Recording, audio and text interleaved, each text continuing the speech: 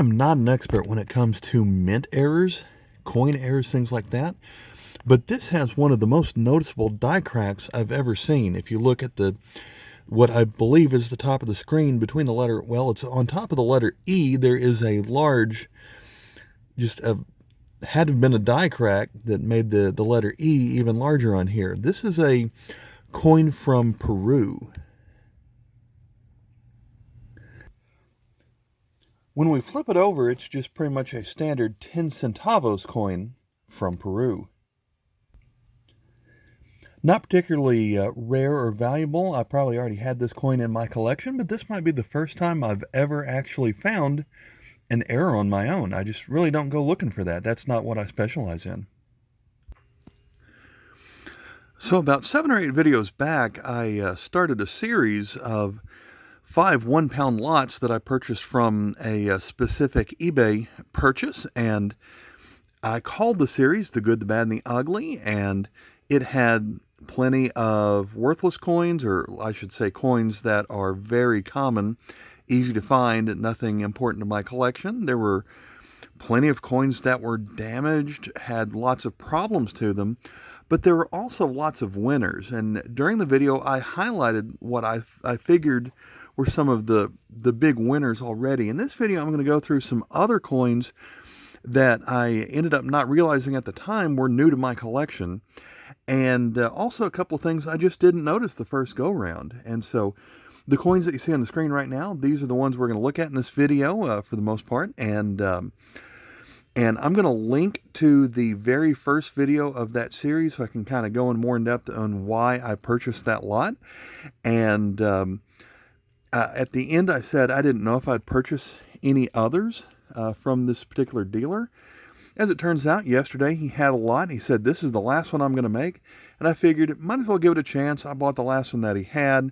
That's going to come in the mail in another week or so. And I've got some more content that I can make with those upcoming videos. So instead of going through everything over why I purchased that lot, and even there's some really nice coins that I already had are new to my collection and are not going to be showing up here. But I am going to go over some of the things that I didn't realize that were interesting from those first 5 videos. This is called the Elgin Medallion. Unfortunately, this is as in horrible shape as something could possibly come. If this was in fine condition, I see it going on eBay for about 20 bucks. This coin does date to shouldn't even call it a coin. It is a medallion. This dates to, I think, the 1870s. And when you would purchase a wristwatch or a pocket watch from the Elgin Watch Company, they would give you this medallion, and it would have the watch's serial number printed on this side. Of course, it's so well worn, there's nothing legible on this side. But as we come back over here, this is supposed to represent the figure of Father Time. Now, it looks like a man with wings. It also looked like he had a horn. So people thought it was Satan, but it really is Father Time. And he's holding a giant pocket watch, which is what this round thing is right there. So this is the Elgin, it's called the Elgin Medal.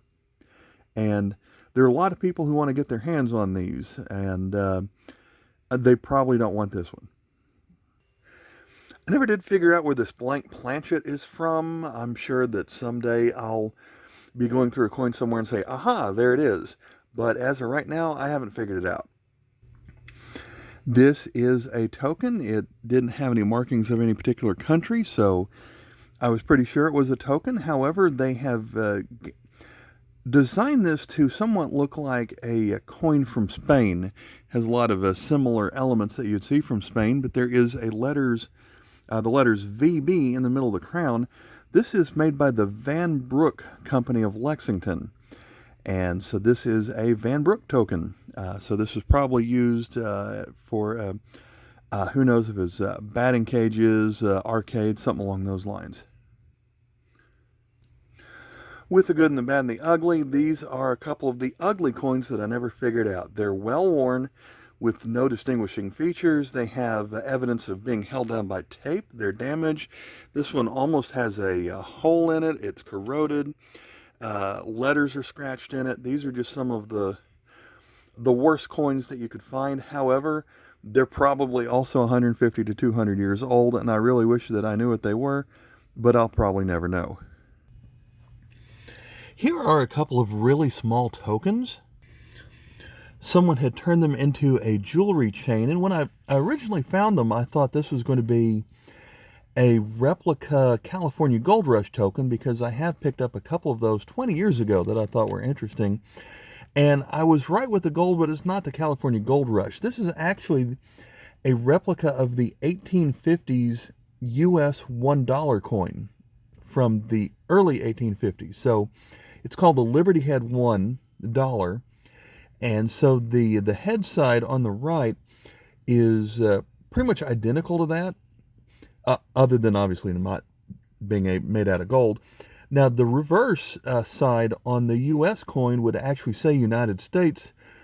Around the outside would still have that number 1, but then the word dollar written below it. So I think the head side looks the same and the tail side does not. So I know what this is a replica of, but I haven't found anything about this specific token. And I'm going to try several coins under this stamp microscope, see how well this comes out. I will say that a coin that I thought looked would have been uncirculated, you can magnify every single little scratch that's on this thing, and it makes it look, I wouldn't say worthless, but it makes it look a lot worse than just looking at it. So this is from Isle of Man. It's a 20 pence coin, and a lot of these smaller British dependencies use coins the same shape and size as the British counterpart, and so this does look like a Great Britain 20 pence coin on the other side, but on this side we have a wheat thresher, and the words to me look like some of the old Irish writing. So I don't know if this is if Isle of Man is more of an Irish colony or British or what, but that's what we have on this particular coin. 1 cent coins from the Bahamas are really easy to find. However, I didn't have this one. It did go through several changes over the years. Around 1985, it changed to copper, or at least copper plating. And so this is the reduced size brass version that I did not have. I also did have a few larger brass versions of the starfish cent that were earlier than this one. So this is one that's new to my collection. And before the Bahamas was its own independent country, there are other versions of this coin that do show Queen Elizabeth on the head side. Here is a close-up of the pre-Soviet coin from Latvia. This one is dated 1922.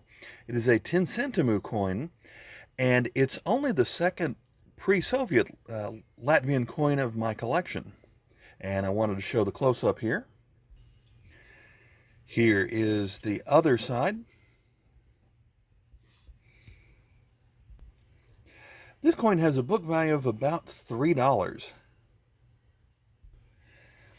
Yeah, this coin definitely looks a lot worse under the microscope. So South African coins come with a lot of varieties, and a lot of that has to do with the languages they speak. There are English versions that do say South Africa, but this would be the Afrikaans version that says Swede Africa 1967, and the ruler also changes on some of these.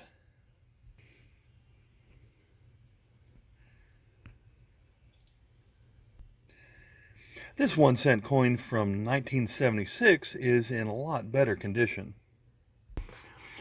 Throughout the 70s, South Africa must also have had a plan where they would show their new president on all of their coins for 1 year. So in 1976, here is a coin of President Foch. This coin was only made for 1 year, and a lot of their denominations were made this way. Likewise, here is the coin from 1976 with President Foch. And we'll flip that one over to show the crane and the 5 cent denomination on this side.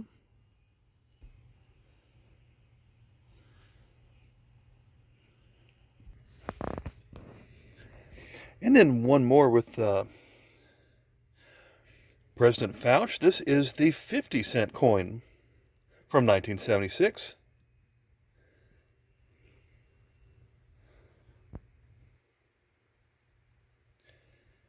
That one's in really good shape. And then just to round out the South African coins, we finally have this 2-cent coin of I guess it's a raging bull or something. And then we're back to the same leader that we see on the other sides. And I think this leader actually dates back to about the 1890s, and you will see him on a lot of the modern Krugerrands. So he must be someone important in South African history. Here is a silver coin. I always find these to be unexpected anytime that I purchase a lot by the pound, but here we go. This one is from 1931. It's 20 fils. It is going to have about $1.50 worth of silver in it, and a book value in fine condition of $10. So this is, I paid less than $50 for the entire lot. So getting one coin like this is certainly worth it. And when we flip it over, the denomination's in the middle. That is a 20. Their 2 almost looks like a backwards 7. And then the diamond is their 0. Looking on the left is the date of 1931. You recognize the 1, the 9, and then the 1 again. The 3 looks like the 2, except it has a little dip in it. So the 2, I guess, has 2 points at the top, and the 3 has 3 points at the top. The lot also came with this 10 fils coin. This one is not made out of silver. I would say it's in a little bit better condition than the silver coin, and this one is still fairly rare of a coin. This one has a book value of $6. So you add up this coin and the last coin combined to be worth $16 in book value, and it's also produced in 1931. Here is a 2 paisa coin from Pakistan. I believe it's from 1964. Not particularly valuable, worth about $0.25, but hey, it is new to my collection. And we flip it over and the details don't show up too well under the microscope, but it has the Pakistan logo has kind of the Ottoman design on it, plus the crescent moon at the top with the star. Here is a 5-cent coin from the island country of Seychelles, and it is a shame that it does have a little bit of tarnish to it, but even if it was in just fine condition, it'd only be worth about 10 cents anyway, so no huge loss, although I would like to have a better version of this coin in my collection someday.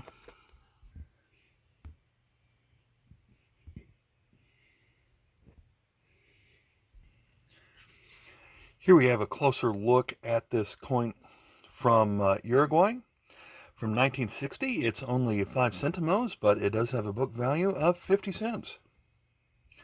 With Artigas on this side.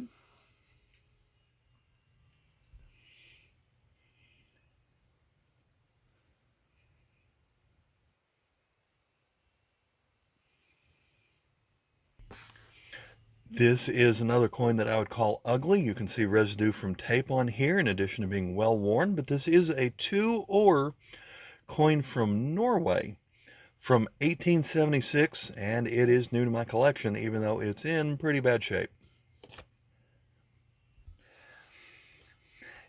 If you look closely, you might be able to make out where it has the large number 2 at the top, the word "or" in the middle, and then the date of 1876 below that. And there's also, I think there are 3 crowns which appear on this side, top left, top right, and one at the bottom. I think this is going to be the last coin that fits under my microscope. This is from the Solomon Islands. It's a 5-cent coin, and it has a neat old tribal mask on this side. Not particularly rare. It only has a book value of 10 cents.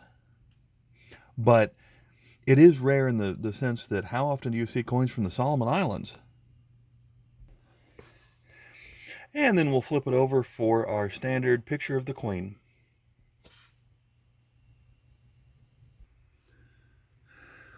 So I'm going to have to hold the rest of these, but here we have another coin from the Solomon Island. Here's certainly a weird figure that has arrows coming out of his knees, but this is 10 cents. I thought I already had this coin, but I had the version with the older portrait of the Queen, and not the version from 1988.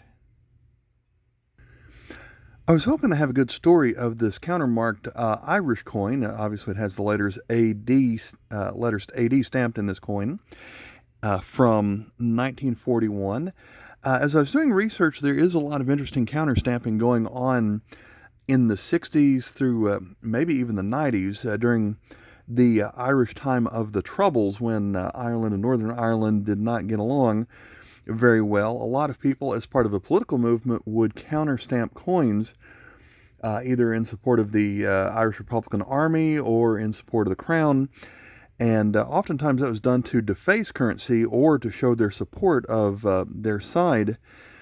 And this does not appear to be part of that. It could easily just be someone who decided to stamp their own name or their own initials in a coin. So I still think the coin is interesting, but I don't really have a story that goes along with this one.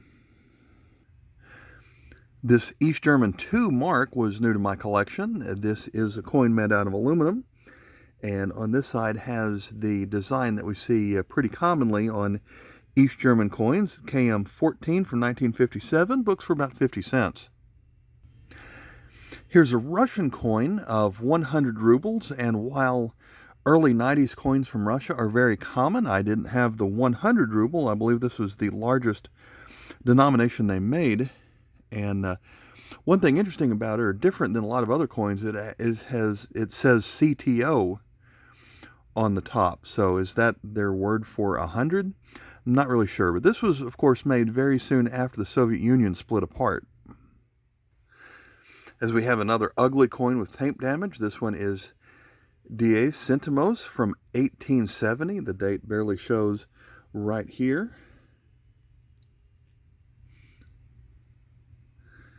And a lot of their coins are of a lion holding a shield, and it has 10 centavos on both sides.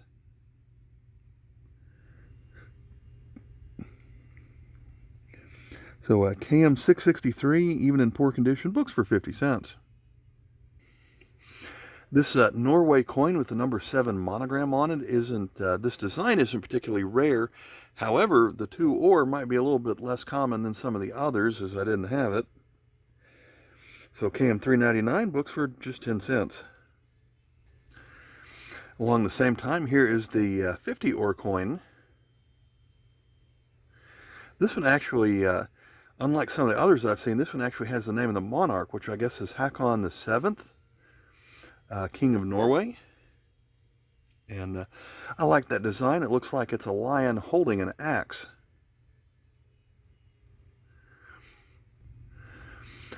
Unfortunately, this Peruvian coin is some combination of corroded or dirty, although it does have some pretty good details on it.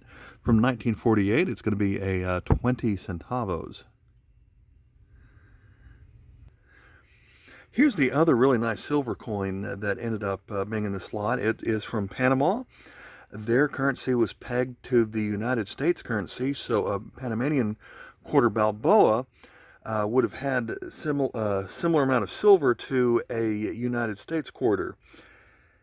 Or at least it was supposed to have the same value to it. Not as much silver. This one would have about $2.50 worth of silver in today's silver value.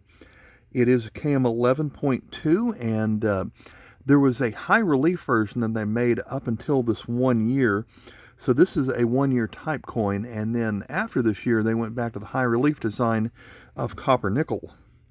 And so this one has a book value itself of $10. Here's the side where it does say it's made of 90% silver, and 6 1/4 grams, I think, is what it says right here.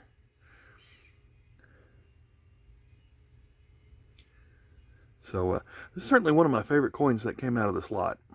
A lot of the value came just from this one.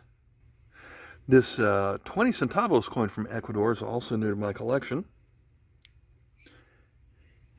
For some reason, I find it easy to find, coins in good shape from Ecuador. I don't know why Ecuadorian coins end up looking better than a lot from other countries. This one is KM77C, 1972, only books for 15 cents.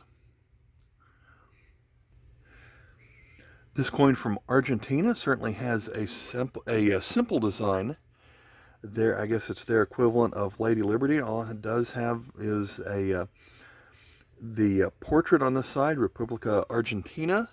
Flip it over, and the mint mark at the top, 50 centavos, 1988. And KM74 books for 75 cents. Now I have a coin from Hong Kong, and this one's going to be 50 cents. Has just a, they have a lot of interesting reading on their coins, but that one's just a standard reading to it. 1990.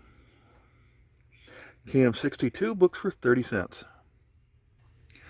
But then also from Hong Kong, we're going to have this coin that I thought was at first going to be like a 50 cent or 50 pence coin from Britain or Australia or something like that, but we turn it over, and it's actually a $5 coin from 1976. I had a $5 coin that was round, but not one like this, which is, how many sides does that have? I guess that is 10-sided. So this coin is KM39 books for $1.50. Here's another coin that I'm really sad came in damaged. It is only my second coin from Mongolia. It is a 20 Mongo coin from 1981, KM32.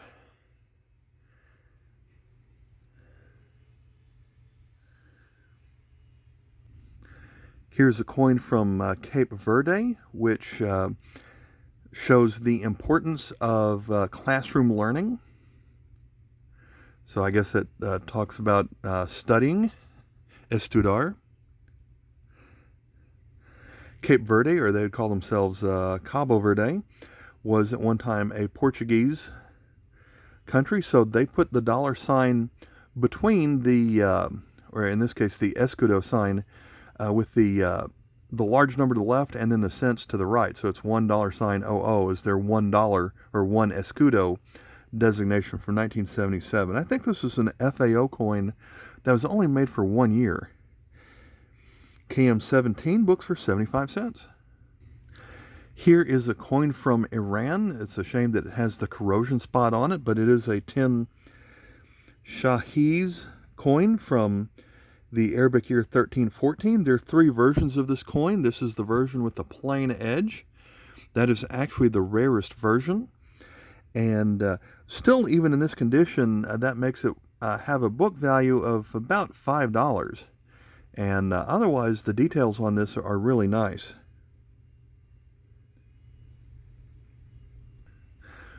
Back to another damaged coin. This one is, I believe that's 25 cents from Ethiopia in the year 1977.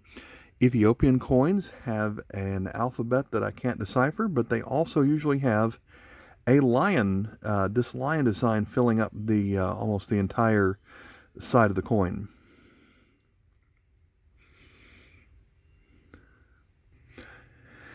This coin belonged to a colony which used to be part of France, so it has the francs as the denomination. Of course, this is 10 francs. Flip it over, and we have a design here which is more often seen with the modern West Africa states, but this one was called the French Equatorial Africa and Cameroon.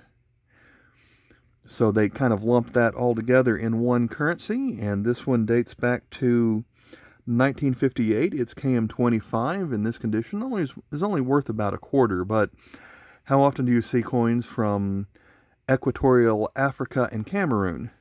So at first I looked at Cameroon, and the price guide told me to go towards Equatorial Africa, which then told me to go towards French Equatorial Africa. And then on that page, it had a separate section for Equatorial Africa and Cameroon. So had to flip all over the book just to hunt this one down. Here is a Peruvian coin I missed a moment ago. This is For the very brief time, they used the Inti instead of the Sol de Oro as their currency, and during that short time, they did use Gran Almirante Miguel Grau on their coins. And gotta love that facial hair on that design.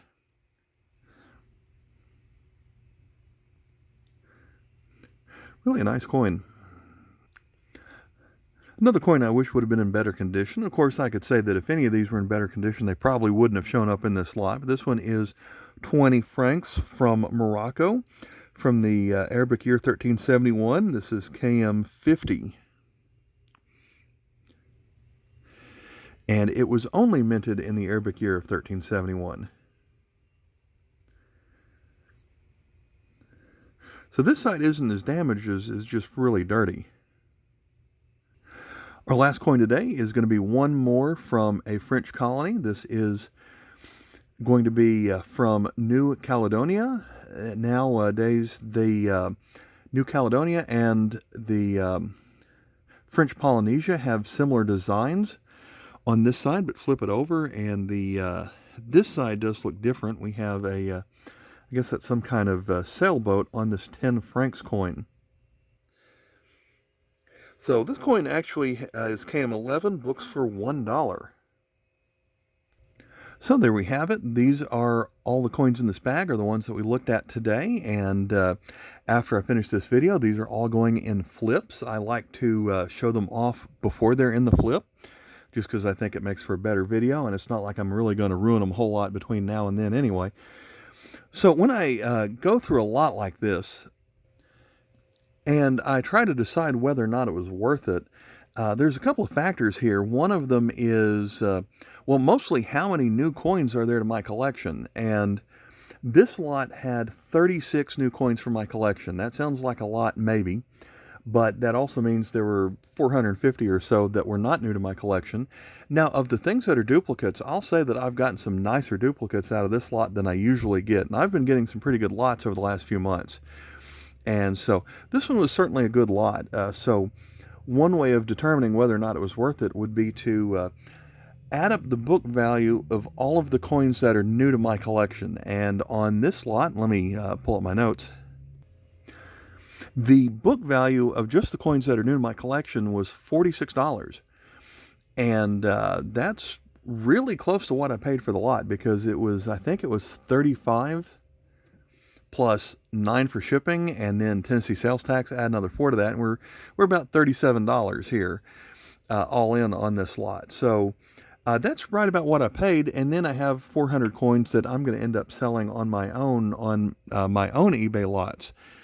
And so it did make some better coins to go into my next auction that I'm going to list here in a few days. So it was still trying to figure out whether or not this lot was worth buying another one, because the number of new coins were not that good, but the value of the rarer coins was certainly better than most lots than I find here, even when you consider that there's so many that have so much damage to them.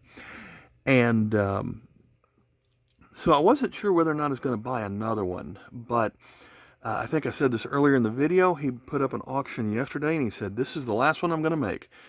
And so I decided I'll give it another shot and see what I come up with. I'm certainly happy with the coins that I ended up with here. And but I don't want to deal with lots that have too many coins that are not new to my collection. I certainly ended up with lots of common German coins, lots of common British coins that for me to try and figure out what to do with. So hope you like this video. I'm going to link now to my CMID-TN Presents Foreign Coin Showcase playlist, where I have lots of other videos where I go through what's new to my collection and sometimes other particular countries or themes. And thanks for watching. Bye.